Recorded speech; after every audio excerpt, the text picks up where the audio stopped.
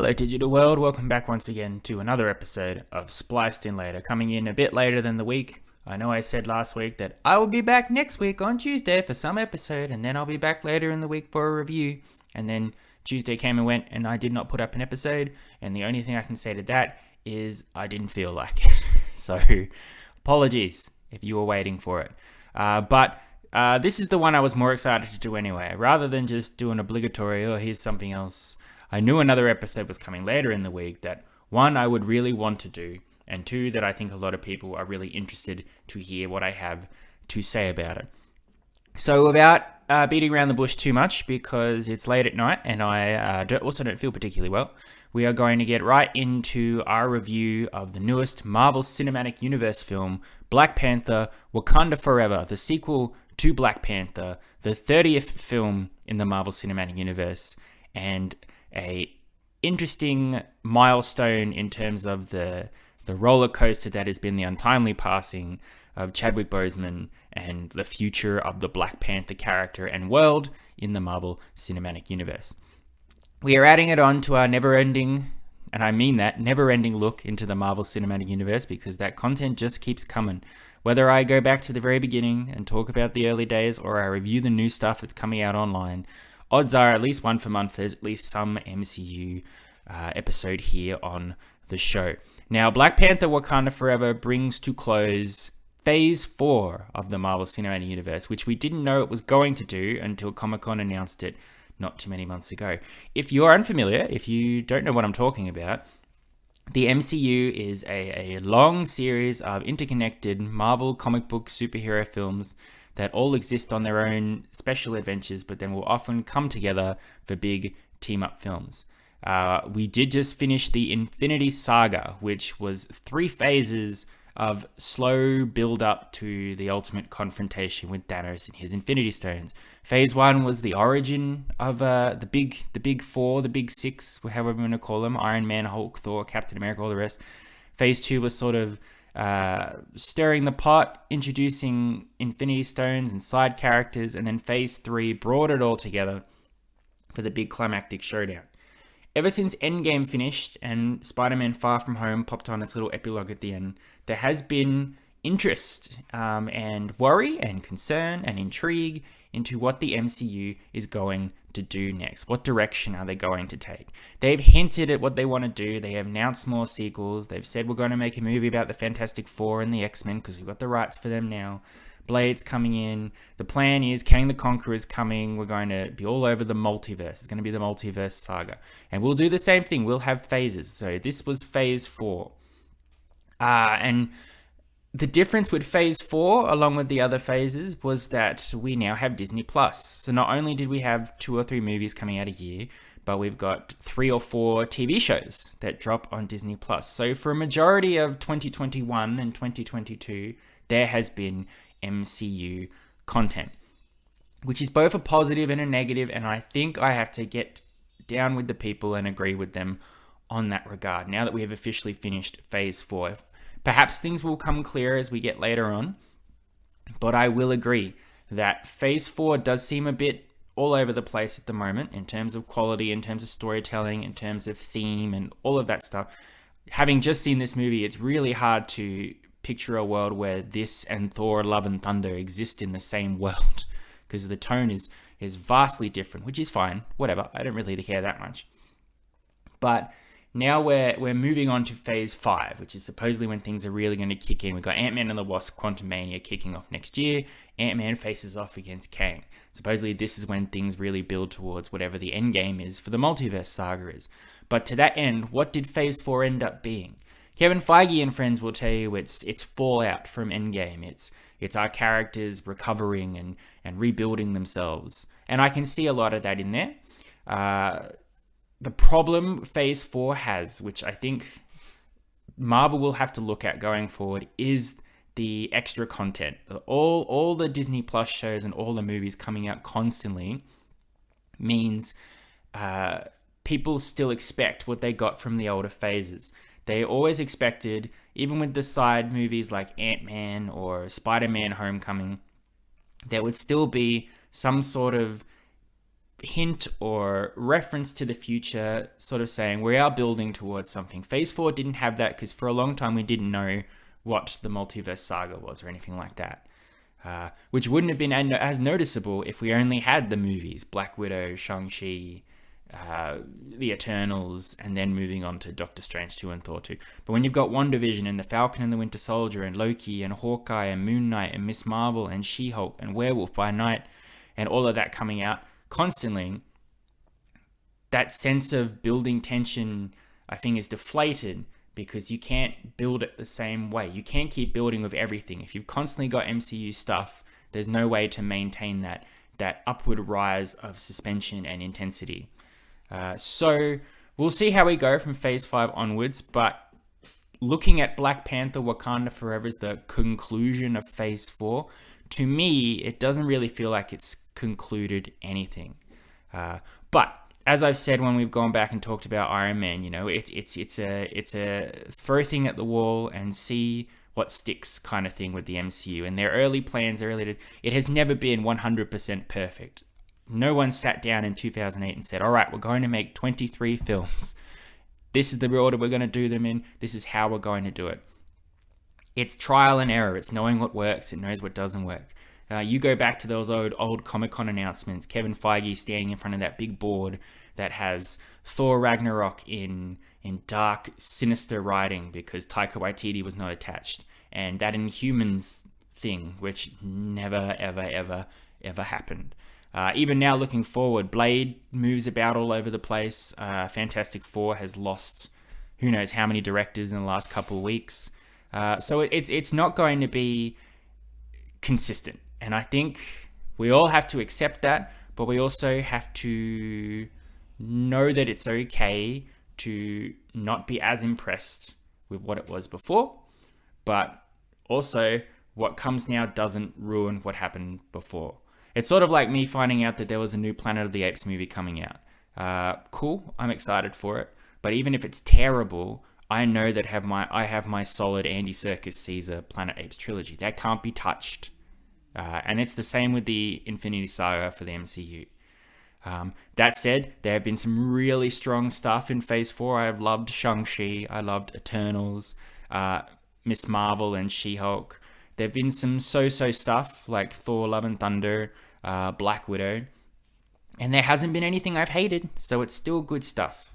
But Black Panther Wakanda Forever, getting into that is a different beast entirely. Even taking away the announcement that it's supposed to close Phase 4, because it's a whole thing. If you don't know, if you live under a rock and you don't understand what this movie means to people and what's important about it, allow me to tell you very briefly. But Black Panther, T'Challa, was played by Chadwick Boseman. He was announced way back in the early 2010s. He was going to be in Captain America Civil War before getting his own movie. Instantly, the character resonated with a lot of people, particularly representation for the black community and the African American community, all that stuff. But also his character and his movies were just really cool. Black Panther was nominated for Best Picture at the Academy Awards, introducing that world of Wakanda and his ensemble characters, Nakia, Okoye, Shuri, M'Baku, his mother, Queen Ramonda. It was just a really cool world to be a part of, and Chadwick was the face of that. And then he was very, very prominent for the whole fight against Thanos stuff. I mean, he was the first Avenger to come back when the snap was reversed. What we didn't know is that while Chadwick Boseman was filming all this stuff, he was very unwell.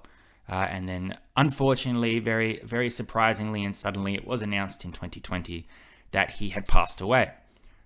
Before that, they'd announced their Black Panther 2 was coming. Of course, they were going to. Black Panther is one of the most successful, highest-grossing movies for MCU, even for movies in general. So there was no doubt, even before it was announced he had passed, that they were going to do it.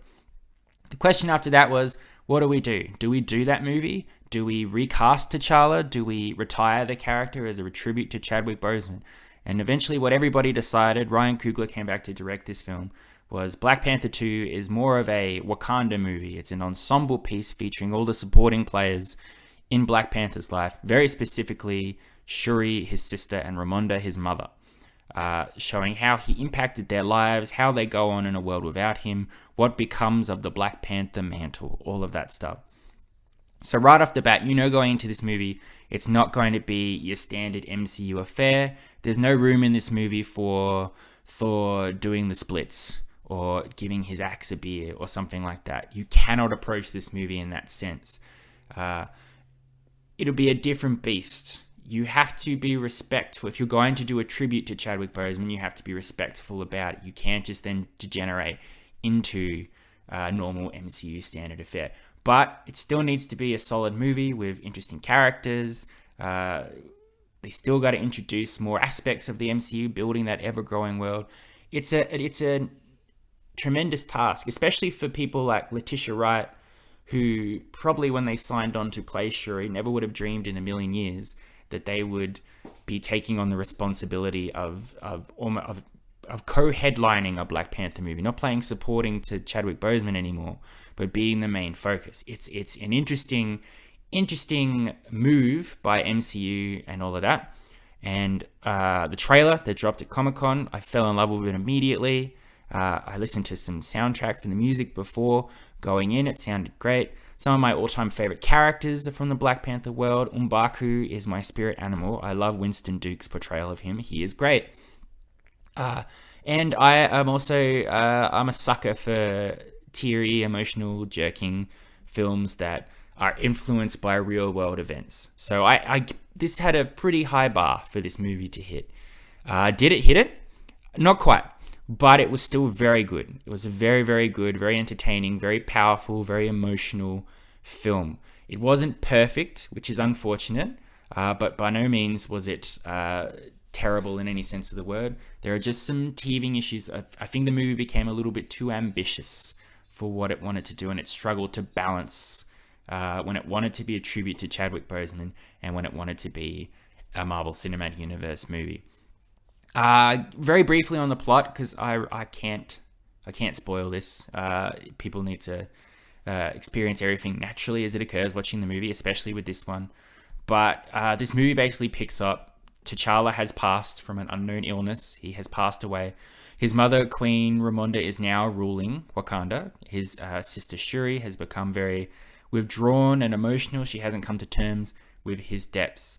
There's a bit of a power vacuum in terms of Wakanda's place in the world. If you remember at the end of Black Panther, T'Challa had announced to the UN that he was going to open up Wakanda and share resources.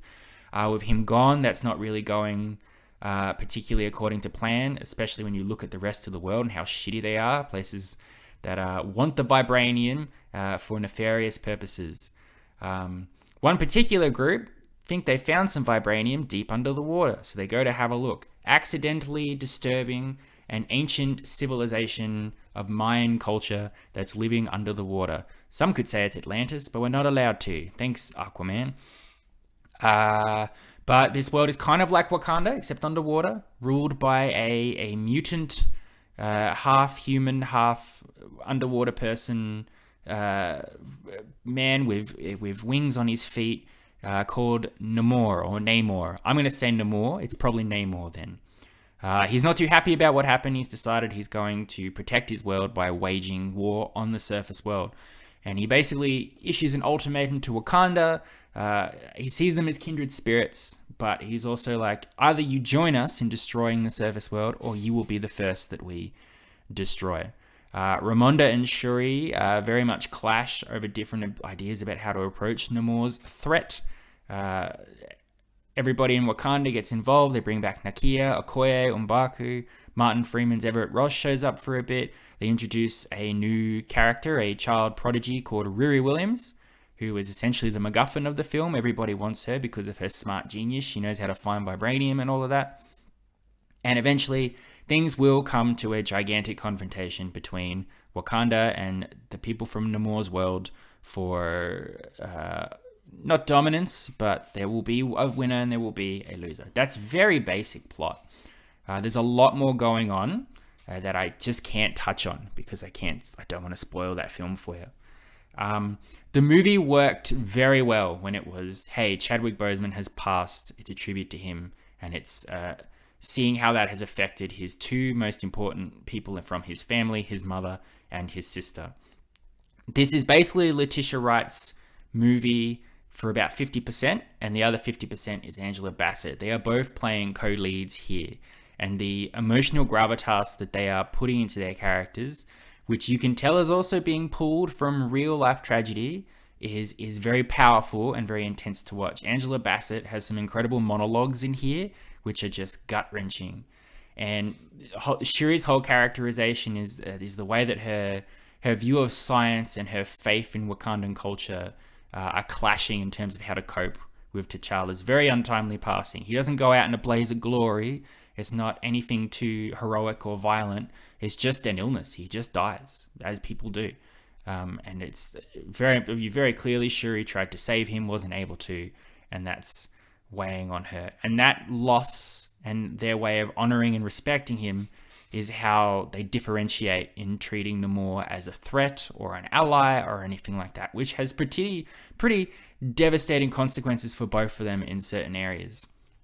Namor was a very interesting new character to be introduced. He joins that very rare group of villains in the MCU that aren't just villains. They are developed in a character sense. He's not up to Killmonger's standards by any sense. In fact, I will say Black Panther is better than Black Panther Wakanda Forever. It is a better film. But Namor also doesn't just fall into, I want to fight because I want to. He's got motivation. He's got reasons. He's got different ways of approaching things.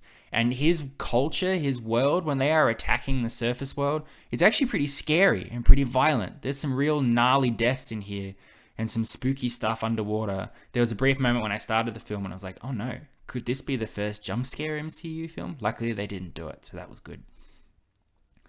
What else great about the movie? M'Baku, he's wonderful. Winston Duke is one of those people who he's in a scene, and the moment he speaks, you're like, okay, I'm paying attention to you and only you. I wish there were more of him in the movie than there ended up being, but he had a very important role to play in both a sort of mentor to Shuri and a confidant in Ramonda.